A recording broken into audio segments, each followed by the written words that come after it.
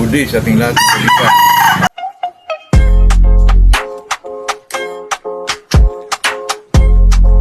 Ano naman tayo sa ating usapang magmamanok po. Wala muna tayong shoutout na kaibigan.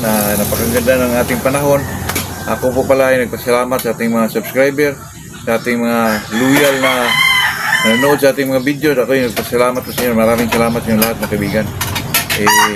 Pag-usapan natin po itong tama ba yung pakainin ng kanin ng ating mga manok? Sa akin namang dyan kaibigan, sa aking pagkakaalam po, itong kanin kasi mga kaibigan ay ginagamit ito po during tayo yung tinatawag nilang carbo loading mga kaibigan. Kasi itong carbo loading, pero sa pagkakaalam ko rin na dati pa madalas ginagamit yan mga kaibigan ay crack corn. Depende na lang po sa ating paniniwala kung saan tayo komportable, kung saan tayo hiyang. Pero kadalasan kasi dati mga kaibigan, ginagamit talaga sa carbo loading ito ay itong crack corn. Kasi itong crack corn ay pag tunaw dyan ay maging glucose yan. At ito ang nagano ng energy ng ating mga manok po na medyo masigla ang ating mga manok, medyo matagal pagurin, ganon. At saka itong naman mga kaibigan, itong kanin, ganon din. Kasi pag tunaw ng kanin sa ilalim ng ng manok ay magiging glucose din to, maging sugar. At saka ganon din po, din sa energy nila. Pero sa tingin ko po, nakauna nito ay si Jap Gagalak po, mga kaibigan. Tayo naman nakapanood sa kanyang mga video. At saka magaling naman talaga itong si Sir Jap Gagalak. Ay kahit sa anong bagay mga kaibigan, tungkol lang sa pagmamanok, kung pag-usapan, ay talagang po, parang lahat alam niya po mga kaibigan. Kaya idol natin to, si Sir Jap Gagalak. Kasi naman mga kaibigan, pag sinasabing carbo loading, iba-ibang paniniwala ng isa sa atin po na bilang isang magmamanok mga kaibigan. Pero ako po ay hiyang po ako dito sa crack corn mga kaibigan kung ang pinag-usapan ay carbo loading po. Okay naman itong kanin kasi carbohydrates din to. Pag tunaw dyan, magiging glucose dyan, sugar din yan. Talagang magano din ang energy po. Pero ang natin dito mga kaibigan, ay tama ba yung pakainin ng kanin? Sa akin dyan mga kaibigan, pag okay lang yung mga 2 months, 3 months kasi matagal pa yan. Pero pag ginagawa mo na itong maintenance mga kaibigan, yung kanin ang pinapakain mo, nako, baka magkasapula yung manok natin dyan kasi carbohydrates to Pag ang manok mo magkasapula mga kaibigan, ay talaga problema yon. Pero madali lang yung tanggalin mga kaibigan. Pakainin mo lang yan ng kahit puro lang, concentrate lang. Ay talaga matanggal din yan kasi ito ay nagmula din sa sapula sa carbohydrates din yan mga kaibigan Kaya sa atin yan mga kaibigan, pag ginawa mong maintenance yan, carbohydrates ay itong kanin, ay makabaka nakasama din yan sa ating mga manok po. Kasi dati naman mga kaibigan, pag ang ating mga inalagaan ay mga Bisayang manok lang, pwede pakainin ng kanin po kasi pang lang yan pang ihaw lang yan Pero pag manok panabong talaga mga kaibigan, pag pinapakain mo yan ng kanin lang, ay medyo tumataba yung mga manok natin, magkasapula talaga yan. Kaya ako nga dati mga kaibigan, pinapakain ko ay pilit sa crack corn, nagkasapula pa rin yung manok ko.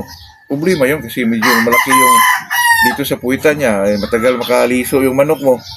Kaya sa akin po hindi naman depende lang yun mga kaibigan. Pero sa akin po talagang hindi ko ako, lalo na ngayon na may mga bloodline talaga yung manok natin, yung maintenance natin ay kanin, nakasama talaga yan mga kaibigan. Kasi medyo tumataba yung manok mo dyan, medyo mabagal na silang lumiso o mahina ng pumalo. Okay lang yung pag ginagamit mo lang yan sa carbo loading mga kaibigan, pwede siguro yan. Kasi naman mga kaibigan, ang style sa pagbigay ng carbo loading dyan medyo damihan mo lang ang kanin po. Kasi yan, mag-carbo loading ako mga kaibigan for 1 week po. Lalo na pag crack corn, iba din yung crack corn mga kaibigan. Kasi unti-unti, 50 crack corn, 50 pellets, mag 3/4, iba-iba kasi yun mga kaibigan. Kaya sa atin dyan, kung saan ka kung sino yung mentor mo na video, hiyang ka rin sa ginagawa mo, na gano'n ang estilo mo sa carbo loading, ayun ang sundin mo po. Lalo na pag nanalo yung manok mo. Pero sa atin dito mga kaibigan, pag ginagawa nating maintenance yung kanin po, mas maganda pa na lang yung Inerton, Inermax. Kasi kung kanin mga kaibigan, mas mahal pa yun kasi 50 kang kilo ng yung bigas ngayon, mas mahal pa sa mga maintenance natin na katulad ng Inerton, Inermax. At tayo naman dito hindi po commercialize ng kung ano mang klaseng patukayan.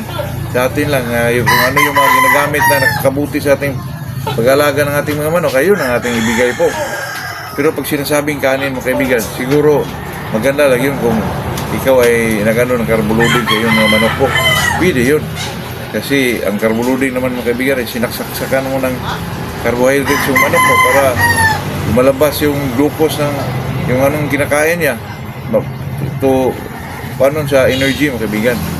Magka-energy yung manok mo kasi ang glucose sugar, alam naman natin yun na pag ano ang maibigay na sugar sa manok mo ay talagang medyo active din yung manok mo mga kaibigan. Kaya mas maganda din yung mag-carboloading. Pero ang iba naman dyan mga kaibigan hindi nila magamit ng carboloading kasi maiba yung pagkain ng manok. Kasi ang ginagawa mong example, ang pinapakain mo ay itong real pancit o yung high protein natin na tinatawag nilang yung sa Thunderbird. Ipalitan mo bigyan mo ng crackcorn, 50-50 ng pellets. Mag-iba, ang ibang manok dyan, mga kaibigan, hindi kumakain po. Kaya ang iba, hindi na gumagamit ng carboloading, mga kaibigan. Dinagdagan na lang nila yung crackcorn sa nila, yung example, real pancit, dinagdagan na lang ng crackcorn, mga kaibigan. Dinagdagan ng 2 kutsara ba, 3 kutsara. Ganun na lang estilo ng yung pagpakain nila. Pero ganun pa rin ang pellets na binibigay po. Hindi katulad yung ihanda mo talaga ang carboloading mga kaibigan for 1 week na 50-50 pellets, 50 pellets, 50% crackcorn. Then pagdating ng second day, 3/4 na po yung crackcorn. Hanggang sa full crackcorn na lang talaga mga kaibigan. Yun ang estilo. Ibang manok yan mga kaibigan, manibago, hindi na ako kumakain. Kaya medyo papayat yung manok mo, ilaban mo, naku. Kaya ang iba, hindi na gumagamit ng carboloading. Yun lang po ang ating narinig po din sa iba.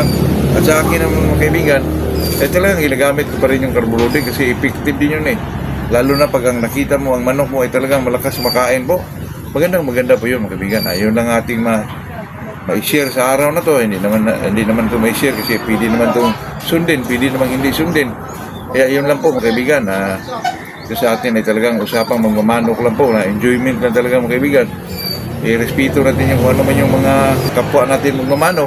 Kaya yun lang po mga kaibigan. Magandang umaga sa ating lahat po. Good morning sa ating lahat mga kaibigan.